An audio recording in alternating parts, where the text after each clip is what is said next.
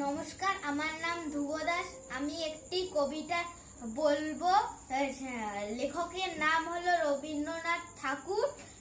আমি যে রোজ সকাল হলে যাই শহরের দিকে চলে, তমিজ মিয়ার গরুর গাড়ি চড়ে। সকাল থেকে সারা দুপুর ইট সাজিয়ে ইটের উপর খেবার মতন দেওয়াল তুলি গড়ে। সমস্ত দিন ছাদ পিটুনি গান গেয়ে ছাদ পিটাই শুনি। সকাল অনেক নিচে চলছে গাড়ি ঘোড়া, বাসনওয়ালা থালা বাজায় সুর করে ওই হাঁক দিয়ে।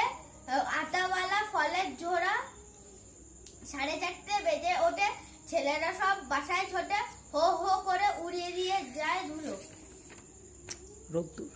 রোদ্দুর যেই আসে পরে পুবের মুখে কথা ওঠে ওরে। দলে দলে কাকগুলো ডাক দিয়ে, কাকগুলো।